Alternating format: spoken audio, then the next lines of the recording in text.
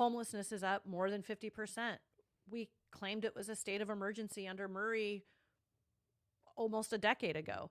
We've applied this housing first model now for 10 years. Plenty of money's being thrown at it. Billions and billions, 5 billion, billions of money across the West Coast. And this proliferation just keeps happening.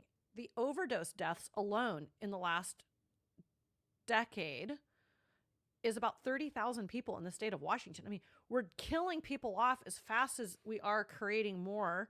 And so I kind of call it the Cobra Effect. It's almost like the more supply we have, the more money that we're putting into this, the more homeless we're creating, because we've not created a platform of services where it's required to reach self-sufficiency. That was the sort of federal policy of housing first, no requirement to enroll in treatment, no requirement to get a job, just go inside and in perpetuity, enjoy your apartment forever. I mean, it's crazy. Well, so people stopped, those are just the programs that got the money and more money and more money. And as more people came into our state, our county, and our city, they built more capacity, and that got more federal grant money. And then there's this sort of crony capitalism, where now you're working with your legislators and your council members, and the developers are BFFs with these guys, and they're approving and permitting for you to build this sort of affordable housing that's for this, particular homeless population. And that's where it's like a big construction project, because what else is it if the people aren't getting served or helped? I mean, the data is just not reconciling. No, it's not. And the Cobra Effect, and I just heard the term myself about a couple weeks ago. I was like, that's exactly what I've been trying to say, which is in colonial times, you would get a bounty for bringing in a cobra head, because cobras were like the nuisance rodent, I guess, of the time. And then people started going, oh, let's breed the cobras, more money. And so our system... Yeah, that's a damn good analogy. Right? Yeah. Somebody wrote that on my Facebook page. I'm like, how have I not heard this before? So that really resonated with me, because I've always thought, the smartest, opportunistic, fresh out of jail or fresh out of prison or fresh out of a divorce or broken family, you come to Seattle. And I think a lot of families, I know this, I mean, I can see, well, drugs are really easy to buy here. Drugs are easy to buy. They're easy to use. You can use them in parks. Hell, we give you a free house for life, and we don't require you to quit drugs. So I say we have created not just a homeless industrial complex, but a safe consumption site project. Nobody's required to get off drugs, so we're just go use indoors, bring your outside chaos indoors, and die in there, which is what's happening. But I lost my train of thought on that, so you're gonna have to ask me another question. No worries. So these people who run these nonprofits, right? Do you think it might be like they're so involved with problems? What's the word? Like you can't see the forest for the trees. Like they're so involved with, they can't see all this other stuff going on. Well, okay, so just like, for example, like if you own a restaurant, you're there for years, right? And someone brand new comes in, like, why do you have like 10 inches of grease on your wall, right? Yeah. You're there every day, you don't see it, right? Think maybe that might be the case. I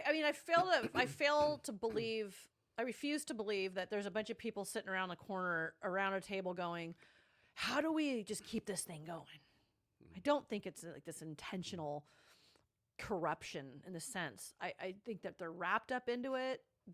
There's money that's given to different programs that different legislators are championing. They're championing job creation. Well, this will create jobs if we build. And there's just all of that overlap. But they've got to open their eyes and see the bodies are piling up.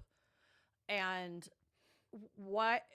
only up until the executive order that came out a few months ago from the federal office, which I'm proud my fingerprints are on from my advocacy working with fixhomelessness.org, which is a program under the Discovery Institute that is, and Dr. Robert Marbut, I have to give him a shout out as a senior fellow there that also worked for the White House under multiple presidents, to say, housing people alone is not going to solve the crime issue or addiction or mental health. It's like treatment before that. And so now we have the executive order that says if you don't make recovery and accountability a part of your program, you're going to get a cutting of the federal funds. And so Trump has said no no more of this housing first nonsense. You've got to have an element. So a lot of people who have been higher barrier and are in the recovery space are getting those phone calls from what are the old guard, and the old guard's like, hey, you know, we've always been about people reaching self-sufficiency. I mean, who wouldn't want somebody to not be their best self? I'm like, except you weren't doing it. But hasn't it interesting how people so quickly rebrand? You know, I've never changed my stripes overnight. I've always stood for this approach is failing our brothers and sisters. The overdose death, the squalid living conditions, the hands off, live and let live, giving out more harm reduction isn't working, but they're just can't change their mind, Jason. It's wild to see, but their cover is coming from Dr. Caleb Banta Green and the academics at the University of Washington that keep pushing this narrative. Even Dr. Sam, I'll botch his last name, who was the mastermind behind the Housing First study, which, by the way, was studied on alcoholics. Now we're talking 25 plus years later, and we're dealing with fentanyl, not the same at all. And they just keep saying more harm reduction, get them indoors. You can't help but think this is a revolution that's being fighted under the guise of housing first and housing drug addicts when they're pushing for drugs for all, free drugs, government-funded drugs, safe supply. That's how you combat the cartel. And it's just this like philosophy coming out of the universities that aren't standing up and there's no proof of.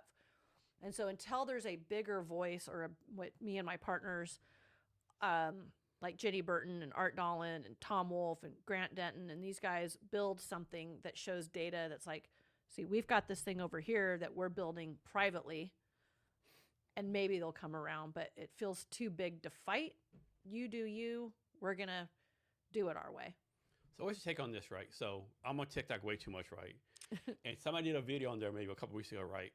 And I guess there's a nonprofit here called like St. Mary's Place or Mary's Place. Mm-hmm, Mary's Place. So she talked about like how she could decide to quit Mary's Place because Amazon gives a lot of money, and Amazon asked Mary's Place to do something. They did, and she was like, "I had to quit because if Amazon gives us money, we should be able to do what we want to do with it, right?" So if a corporation gives a nonprofit a whole lot of money, how much say should they have in what the nonprofit does or doesn't do, and how much should the nonprofit listen to that? So your question is the influence like a corporate sponsor has on a nonprofit, or how much should they have on the nonprofit? Like if a corporation says nonprofit do 1, 2, 3, but you really want to do it, but you do it anyway because you don't know the money to end. Well, I mean, the government is the government and the policies of you have to do it this way. You cannot require anything of this human being to get the apartment that we're going to fund. That's housing first. And now there's a lot of conversation about like reformulating money so that, what percent will go to programs that are maybe abstinence-based, for example. That number right now is still 0. From a corporate or private funding scenario, my own personal experience, I've never gotten a big corporate spot. Like there's no Alaska Airlines, Boeing, Microsoft, REI, Expedia, Costco. Hey, if you're listening, would love to have a corporate sponsor. I mean, Fred Meyer QFC, we always love you guys. WaFed recently gave us a donation. The Spady family. I have a lot of partners that are businesses. So I don't want to say that I don't have that like, we're going to give you a 3-year endowment so you can build infrastructure. Would be like what they did with Mary's Places. We're going to give you the big nut so you can build these shelters in our Amazon towers, which is what you're talking about in South Lake Union. And I don't know. To be honest, I don't know. I have no visibility to what the requirement would be of a corporate gift like that says, we want you to build so many beds, or it has to be low barrier or high barrier, or you have to have so many bodies in those beds at such capacity. But I would believe that there's very little requirement oversight from a private gift like that. That's why we love private gifts. I mean, it's trust-based typically. So you talked about this some already, but talk about the impact of leading to drug rehab before housing. The impact of treatment before housing, is that kind of the kind of direction we're going?